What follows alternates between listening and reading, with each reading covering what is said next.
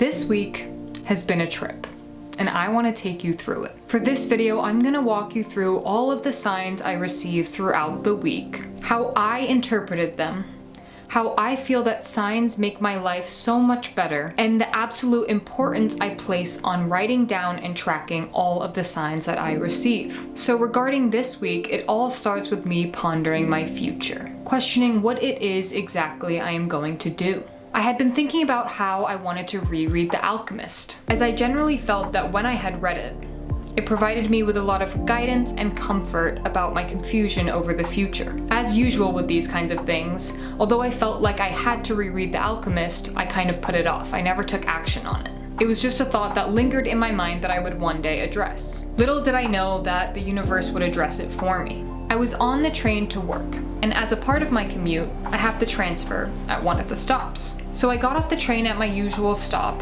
and it felt weirdly empty, like no one was around. I walked over to the bench that I usually sit at and wait for the next train, and there, lying on that bench, was a copy of The Alchemist. I started looking around me, feeling generally suspicious about the situation, kind of taken aback, but also making sure that this copy didn't belong to someone. But like I said, it was rather empty. That's when I decided to open the first page and start rereading The Alchemist. The whole book is about chasing your personal legend and using guidance and omens to do that. A couple days later, after starting The Alchemist, I decided to start a random podcast. I had felt generally bored of everything I was consuming as of late, whether that be music, podcasts, TV shows, everything I was consuming kind of bored me. And I just wanted something to mix it up and pass the time at work. So I decided to finally listen to Jay Shetty. I've never listened to Jay Shetty, but I've heard great things about him. So I went on his page and I picked a podcast with Jay Shetty and Big Sean. The first book that Big Sean referenced within the first maybe 5 minutes of that podcast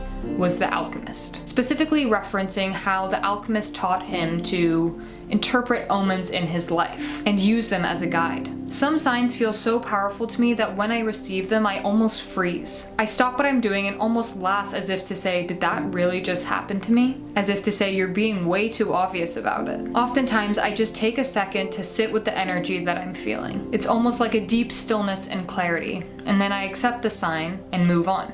But I don't forget to write it down. And all in all, there is one thing that small signs like these reveal to me: that I am on the right path. Coincidences happen to me because I am exactly where I'm meant to be.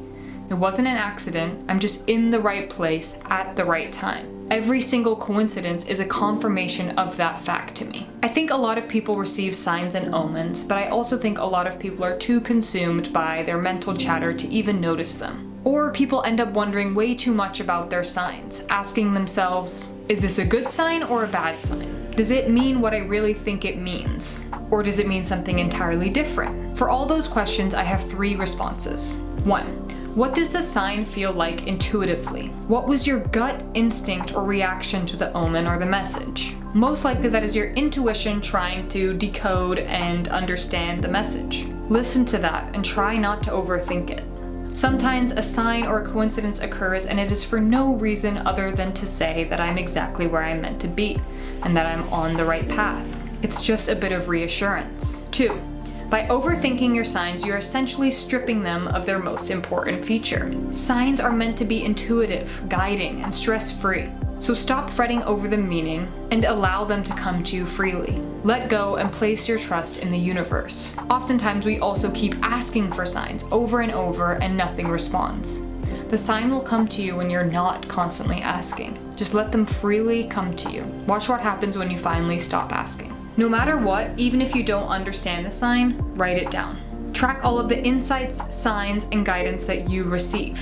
That is an extremely important step in building trust that you are exactly where you are meant to be. An extremely important step in building confidence that you are on the right path, and that whatever's for you will never miss you. With all of that being said, I know this was kind of a different video, but did you happen to receive a sign or did a coincidence happen to you this week? If so, write it in the comments below and we can try and decode it together. Or did you have a coincidence that felt just a little bit too perfect to be accidental or by chance? Let me know in the comments, and if you enjoyed this video, please give it a like. As a reminder, modifications of any of this advice is completely okay. You're doing something that you can do, and that is something you should be proud of. I hope you're able to find the smallest of takeaways given the lifestyle that you live and the conditions that you face. Thank you so much for watching this video, and I'll catch you on the flippity flop. Peace.